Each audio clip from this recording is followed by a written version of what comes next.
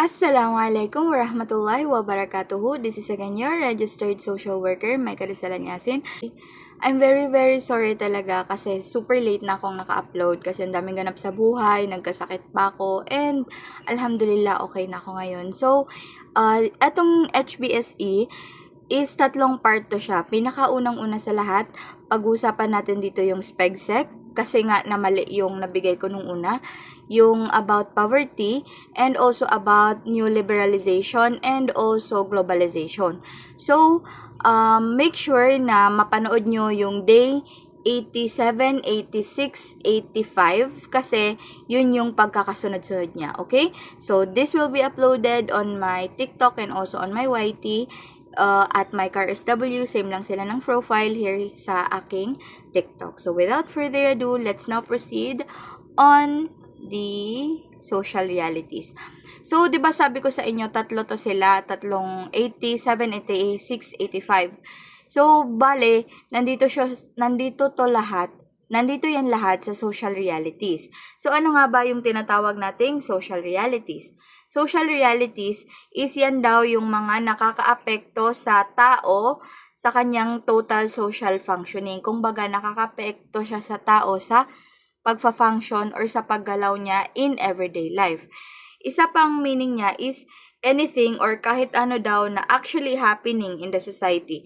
Kahit na ano daw na nangyayari talaga sa ating society. Pangatlo, created or nagawa through social interaction. Nagagawa yung social realities sa pakikipaghalubilo natin sa mga tao at transcending individual motives and action. Depende na din yan sa motibo ng mga tao at ng kanilang mga action. Kaya tayo nagkakaroon ng social realities. Pang-apat is a socially constructed. Kapag sinabi nating socially constructed reality, yan yung tayo mismo na tao yung gumagawa ng paraan, kaya yun nangyayari. Kaya nga social realities, 'di ba? Hindi mo naman sasabihin na, ay, nasunugan sila. Tapos sasabihin mo, ay, wala, kulto ang may kagagawan ng pagkasunog na yan. Hindi. Nasusunugan tayo dahil sa ating mga ginagawa. For example, dahil naiwan nating bukas yung ganito-ganyan, nasunog yung ganito. So yun, kumbaga socially constructed reality. Tayo yung may gawa na realidad. Okay? And forms part of the social environment. Na depende na din yan sa ating kapaligiran. Kapag social environment, kapaligiran ng mga tao, meaning kapaligiran natin. It is a situational or situation daw ito or real event o totoong pangyayari or series of event or yung mga iba't ibang pangyayari na nag-i-exist and with relevance. Kumbaga yan talaga yung mga iba't ibang pangyayari na nangyayari din talaga sa ating mundo. From the word itself, social realities. Lastly, conditions or mga conditions daw ito in macro level. I really hope na napanood nyo na yung micro, meso, macro ko na discussion ha, para hindi kayo nalilito. Pero yung macro level, yan yung sa community na talaga. Nangyayari daw ito sa community na may significant impact sa mga buhay ng mga tao sa society. Okay? So, let's now proceed sa ating next slide.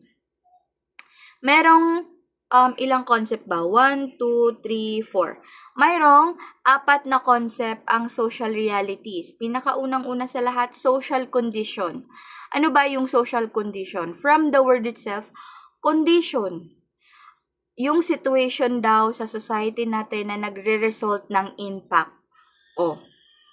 Ano pa? Condition, mga pangyayari or mga situation. From the word itself, okay? Dito naman sa social situation. Social situation naman, emergent configuration of people. Kumbaga emergent or configuration daw yan siya ng mga tao base sa kanilang culture.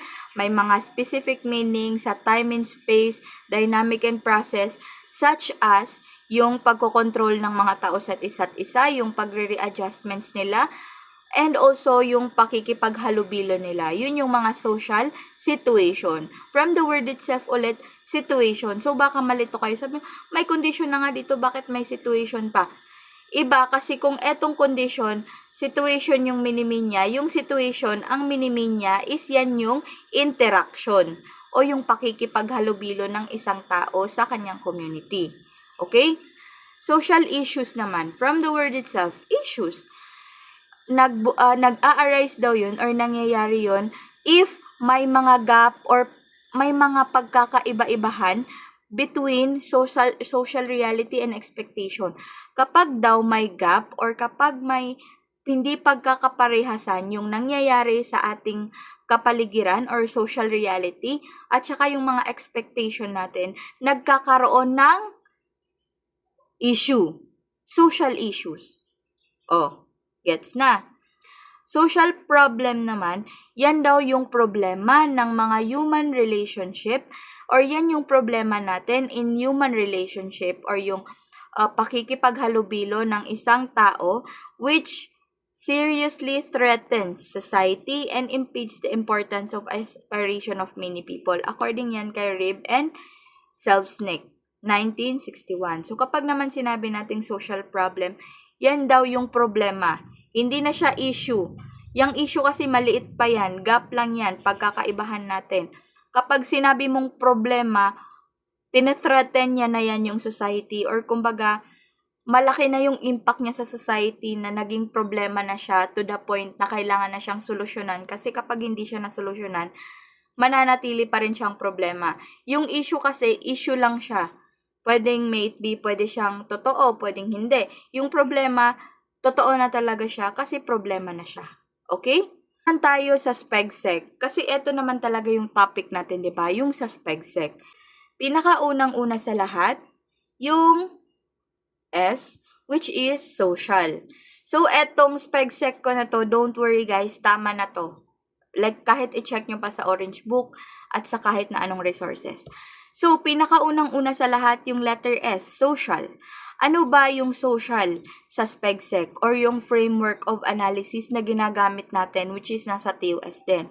Social daw, kasali na dyan yung crucial factors such as pag-access daw to basic human needs, social network, family support, safety against crime and violence.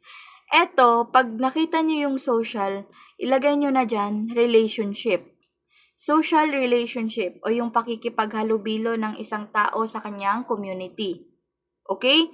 Kasi daw, ini-include niya din daw yung importanteng factors which is yung mga access or yung pagkuha natin ng ating mga basic human needs. Ano ba yung mga basic human needs natin? Basic right for food, for shelter, for basta pagkain, bahay, damit, ano pa ba? Healthcare, 'di ba? 'Yun yung mga basic needs natin or yung mga pangangailangan nating pangtao. Social network, yan yung pakikipaghalubilo mo sa iba't ibang mga tao. Family support, suporta ng family mo, tsaka safety against crime and violence. Kumbaga, safety mo na maging safe ka in your place. So, yun yung safety against crime and violence. Crime and violence, very understandable. Ano ba? What are the relationship among person group here? So, yan yung sinasabi ko na kapag sa social, meaning yan, relationship talaga. Tinatanong dyan, ano ba yung mga relationship mo dito sa mga taong ito? So, yun. Who is being developed and who is being manipulated? Sino ba daw ang dinidevelop? Sino ang minamanipulate? Palagi ditong pinag-uusapan is yung person and also their environment, especially the environment. Okay? So, sige. Proceed na tayo dito sa political. Dito yan, political. So, ano ba yung political? From the word itself, politics. Oh, mga nangyayari sa politics natin ngayon, hindi na natin naiintindihan, 'di ba? Kasi hindi na natin matukoy kung sino ba tama ang mali kasi ang dami nilang sinasabi, wala naman silang napapatunayan. So, dito tayo sa politics, refers daw siya sa leadership and governance, pagde-decision making at saka pagde-develop ng mga polisiya natin. This dimension usually with power and dominance as well as service, delivery, and community participation in development. So, kapag politics, ano ba ang always pinag-uusapan sa politics? Leadership, yan yung mga leader natin na hindi mo makita-kita. Governance, yung sa government natin. Yung mga president, mga senate na nag-aaway-away, decision making na hindi magawa ng ating government, yan yung pagdidesisyon kasi hindi na natin alam kung ano bang nangyayari. Policy development naman yung pagdidevelop ng mga policy na sila lang din ang nasumisira.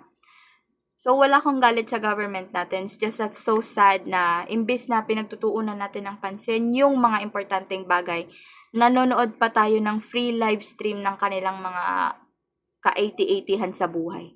So, yung mga dimension na daw to, usually, depende yan siya sa kung sinong may hawak ng power at sinong dominant, sino yung malakas talaga, as well as yung pagde-deliver ng mga services, tsaka yung community participation din para naman magkaroon tayo ng development. Yun nga, kapag pinag-uusapan natin is about politics, tinatanong talaga natin kung how is power distributed or paano ba dinidistribute yung power.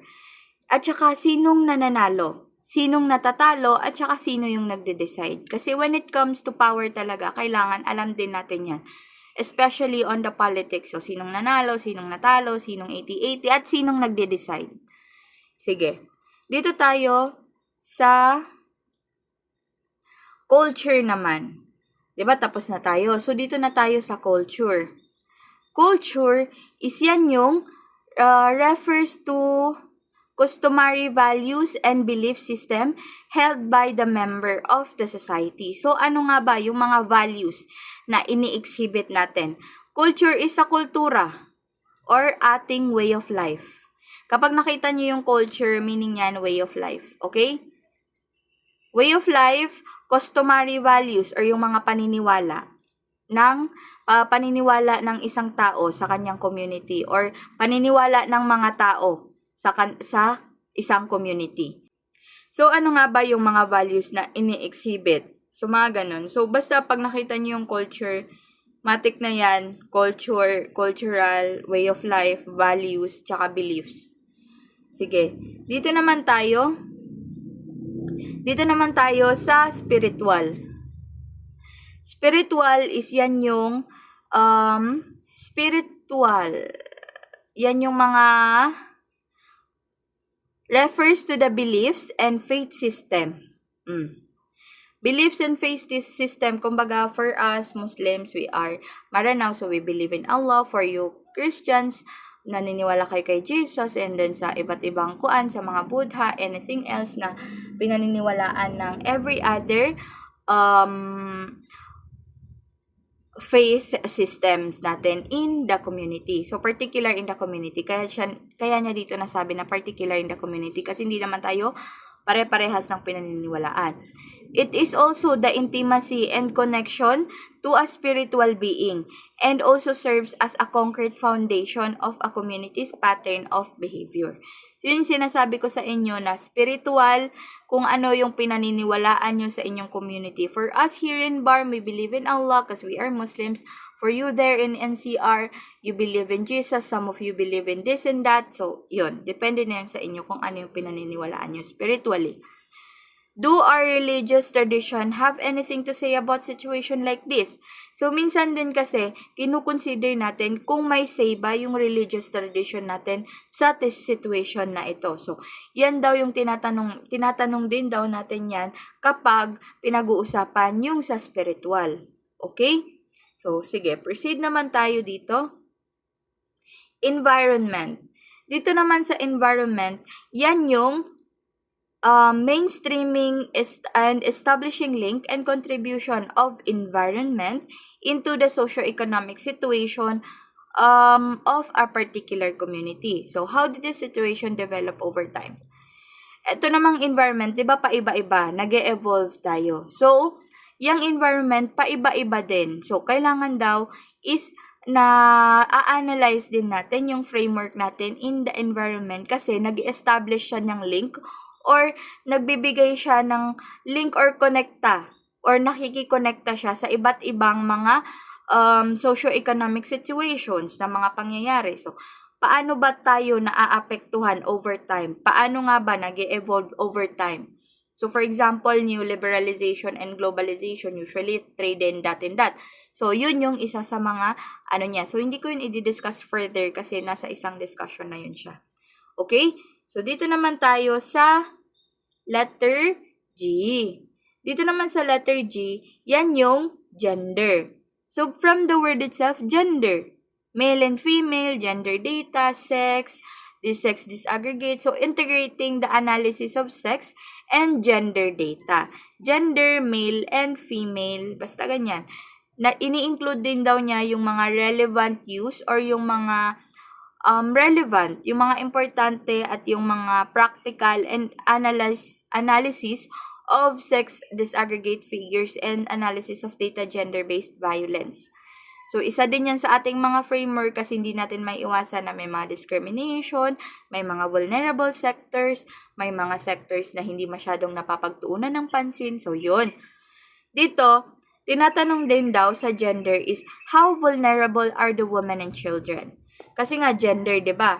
So, women and children. Children yan siya, hindi yan siya gender, but then again, sinasabi niya dyan, male and female na children kasi vulnerable naman talaga sila kasi they're very dependent on the family or on their family, especially their parents.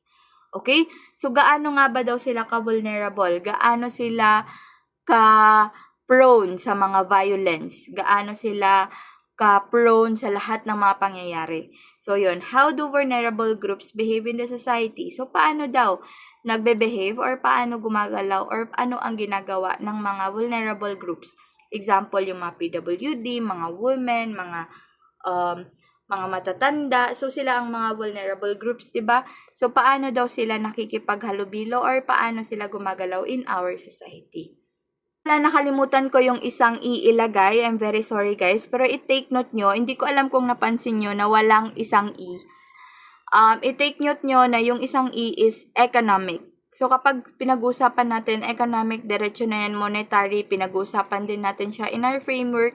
Kasi it's very important na alam natin kung paano nga ba or ano yung mga pinagagagawa sa mga nakukuha natin. Basta yung sa economic, madidiscuss din natin yan sa new liberalization kasi yung mga free trade, basta anything else na about trading and also monetary, pera, basta yan, economic. So, paano nga ba nahuhone yung mga skills para makagain ng ganito, ganyan. So, yun yung sa economic, okay? So, SPEGSEC, social, political, economic, cultural, spiritual, environment, and also gender. Okay? So, yan ang kabuuhan ng ating SPEGSEC.